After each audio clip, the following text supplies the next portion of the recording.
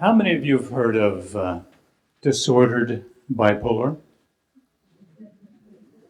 I know you want to correct me and say bipolar disorder, but I'm talking about disordered bipolar as contrast to in-order bipolar.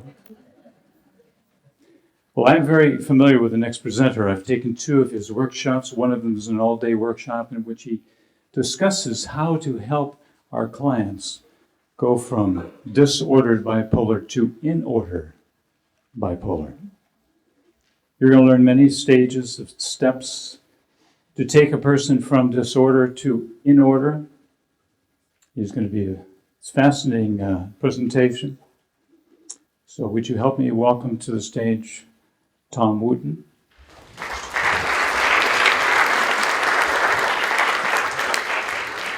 Good morning, everyone. The reality is what I'm going to be talking about today isn't about bipolar. It's about all of our clients. Because the ideas I'm going to share with you, if you look at it, ADHD or whatever, when I'm talking about bipolar, think in those kinds of terms because the same things apply. What we're going to talk about is changing the outcomes. And unfortunately, the outcomes that have been accepted as the norm aren't really working. So let's look at bipolar in that context, and we'll see that bipolar disorder is in 3 different stages. When the mania or the depression gets too intense, and the intensity of that state is too high, we totally lose control of ourselves and end up in some kind of a crisis. We need a major intervention to get back in track. But most people with bipolar disorder don't spend their lives in crisis. They spend it in a state that we call managed. They have learned to use tools, medicine, therapy, exercise, nutrition. There's a plethora of tools available to lower the intensity of the state. They're managing their condition so that it doesn't get to the point that it's causing a crisis. But the goal of treatment is to manage it so well that we get rid of all of the symptoms. It's what we call remission. The goal of treatment is remission, or other people like to call that recovery. Well, the reason recovery is part of bipolar disorder is because recovery doesn't last. The National Institute of Mental Health did the biggest study of its kind, the STEP BD study, and their determination was, in spite of the best evidence-based treatment we have, bipolar disorder remains a highly recurrent, and the older we get, the more depressive kind of illness. So we've got an outcome of remission that's not working. And I was diagnosed with bipolar 1 and told that this was what my life was going to be the rest of my life, and I didn't accept it. I can't accept an outcome that their own proof says doesn't work. I don't want to spend the rest of my life every day in fear that if I wake up tomorrow and I'm a little high, I'm going to be in another crisis. So I invented an idea called bipolar in order. And bipolar in order says, let's use those tools to get to remission, but let's not now sit around and wait for another crisis to come along. Let's move forward. And moving forward means let's learn how to be bipolar. Let's learn how to function highly while we're a little bit manic or a little bit depressed. And as you can see on the graph, we start to grow our range where our capabilities are there. Well, these ideas I've been floating around for about 10 years now, and we've started to produce some pretty good results with it. So what I'm going to share with you is the steps to make that happen. Now, we have a 55-hour course that makes that happen, and I'm going to compress it to about 8 minutes. So don't walk away from this thinking I left something out. We didn't have time to put it in. We do very, very thorough assessments. I'm just going to share one of them with you. What we assess is functionality. We're not assessing whether somebody is bipolar or not. That's the easy assessment. We're assessing at what level of intensity does things change for them. So if you look at the H graph here, at a very high level of intensity of mania, people tend not to have very much awareness of it.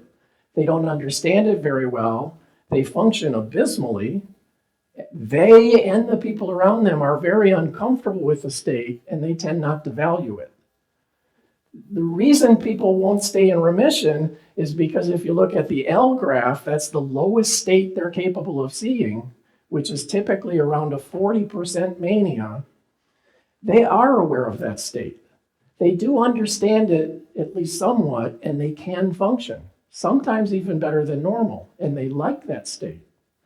They are comfortable in that state, although sometimes the people around them are pretty uncomfortable in that state. And they value that state highly. So when we're telling them to make that state permanently go away, they have some resistance to that. What we found is that if we understand the relationship between the intensity, their awareness of it, their understanding of it, their ability to function during it, the comfort of not only them, but the people around them, and their value in the experience, we can change the equation dramatically. What we do is when we get somebody inside of recovery and have taught them not only clean assessments, but very strong tools, we can take them through something I invented called the Freedom Stage Loop. Freedom Stage Loop says, I am currently, let's say, at a 20% mania.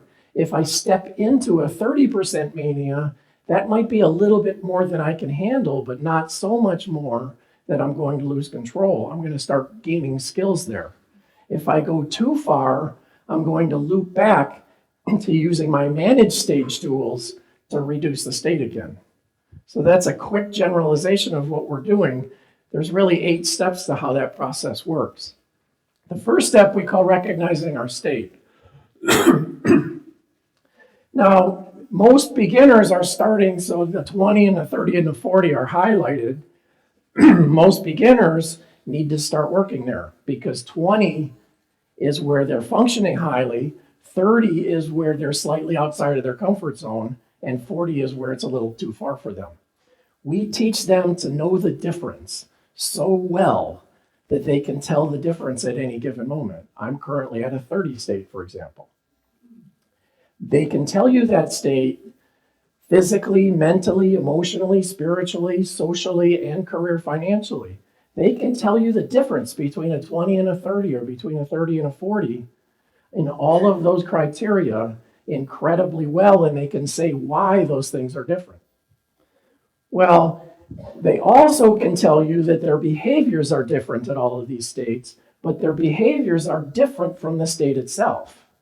The fact that my mind is racing may contribute to the fact that I'm having push speech or I'm being a little bit ornery or short-tempered, but they're not tied together as the DSM thinks they are. They are separate from each other, even though there's an influence of them. When we understand that, and we understand that our behaviors are different from the state we're in, we've made a major step forward. When we do that, we start separating how we react to the state. So somebody gets to a state of, let's say, a 30% mania or a 30% depression, they usually go into a fight or flight reaction. They either fight against it. So let's say I'm at a 40% depression and I'm fighting against it. Instead of allowing me to feel the depressed state, some of those pains, and live with those pains, I'm causing suffering by resisting them. So that's fighting against it. Running away from it means I'm not allowed to ever have that state ever again. I just want to live in remission, which is an unrealistic outcome. We're not going to stay in remission forever. So what we're saying is understand that you do need the tools for when the state does go too far, you have the interventions to be able to lessen the state. And we make sure that at that 20 range, they're in a state where they don't need remission or intervention. At a 30, they may not need intervention at first, but if they're there too long, they're going to need to start using that intervention before it escalates. And at a 40, they need an intervention right away. Well, we account for time in that equation, as I just mentioned, because although we can handle something for a little while, the longer it's there, the harder it is. We all know this. You go to the dentist and he says, well, I just got to take this little part off. You don't need Novocaine. That second is going to feel like forever. And if they kept drilling, you're going to pass out within a minute unless they gave you Novocaine. So length of time plays a great role in how long we can endure and handle a certain state. We have to help them learn to account for that. When we're taking somebody through this, they're only allowed to have a 30 for 1 day before we intervene and make it go away. Once they can do that, we escalate to 2 days, and then 3 days, and then 4 days, and then a week. And we're slowly bringing their skill set up by accounting for time. The other thing we're doing is teaching them to be so aware that they never miss any of the parts of their state. Now, that could turn into obsessive thinking if we let our conscious mind do the work. But we teach them an exercise that we call introspection that teaches them that in 2 minutes a day, they can train their subconscious mind to pay great attention 24 hours a day. Their conscious mind isn't obsessing over what's going on and constantly monitoring all their thoughts and actions. Their subconscious mind is doing the work for them. They're only spending 2 minutes a day working on it. The next step is to teach them the difference between reacting to something and responding to something. Responding to something means I thought out that I had a choice. So in this 20, 30, 40 example, when they hit a 40 intensity, they are going to react to that state by doing an intervention to make it go away. But when they get to a 30 state, they are going to respond to that state with a pre-thought out set of actions.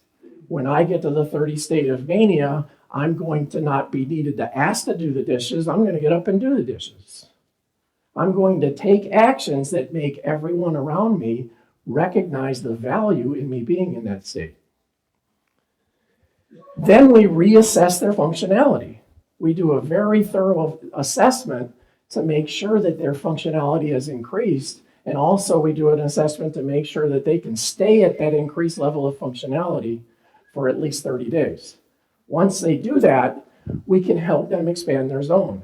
So their next zone is 30% is inside your comfort zone, 40% is slightly outside of it, and 50% means we've gone too far.